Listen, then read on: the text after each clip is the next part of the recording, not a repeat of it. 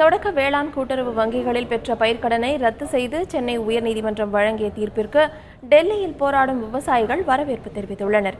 இது தொடர்பாக தென்னிந்திய நதிகள் இணைப்பு விவசாயிகள் சங்க தலைவர் ஐயா கண்ணுவிடம் சிறப்பு செய்தியாளர் சலீம் நடத்திய நேர்காணலை பார்க்கலாம். டெல்லி ஜந்தர் மந்தரில் காட்சிகள் எப்படி இருக்கு அப்படின்னு சொல்லி பார்த்தா தமிழக விவசாயிகள் போராட்டத்தில் அமர்ந்திருக்கிறார்கள். தமிழக ஆம் ஆத்மி கட்சியிலிருந்து திரு வசீகரன் அவர்கள் தலைமையில் 50 பேர் இங்கே வந்து போராட்டத்தில் பங்கேற்றிருக்கிறார்கள்.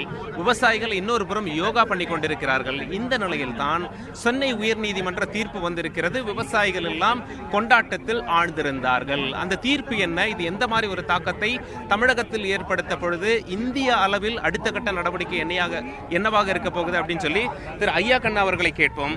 இந்த தீர்ப்பினுடைய சாரம்சத்தை சுருக்கமா நம்ம தமிழக மக்களுக்கும் பார்த்து கொண்டிருக்கும் விவசாயிகளுக்கும் சொல்லுங்க. மாண்புமிகு நாகமுத்து நீதிபதி அவர்கள் எங்களுடைய வாதங்களை சரி என்று ஏற்று, இல்லை எனக்கும் தள்ளுபடி பண்ண, என் கேஸ் எனக்கு பண்ண தள்ளுபடி பண்ண தப்புன்னு சொல்லுங்க அப்படிங்கிற போட்டதில், இல்லை எல்லாத்துக்கும் சட்டத்தின் முன்னால் சமம், எல்லாரும் வாங்கிய கடனை தமிழக அரசு தள்ளுபடி செய்ய வேண்டும், இந்த 3 மாதத்துக்குள்ள இதை முடிச்சிடணும், 3 மாதம் வரலையும் எந்த விதமான ஜப்தியும் பண்ணக்கூடாது அப்படின்னு சொல்லி கடுமையான நடவடிக்கை எடுத்து பண்ணக்கூடாது, எல்லா விவசாயம் எல்லா கடனும் தள்ளுபடியும் திருப்பி சொல்லிட்டார்.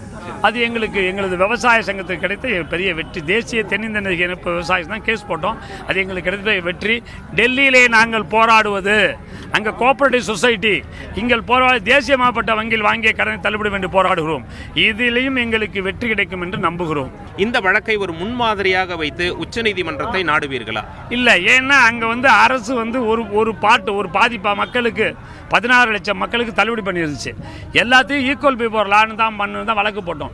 இங்கே அது மாதிரி இல்லை. இங்கே அரசு எங்களுக்கு செய்ய வேண்டும் என்று போராடுகிறோம். உச்சநீதிமன்றத்தில் வழக்கு போறதில் வாயிலே ஒன்றும் இல்லை. உங்களுடைய தகவல்களுக்கு மிக்க நன்றி.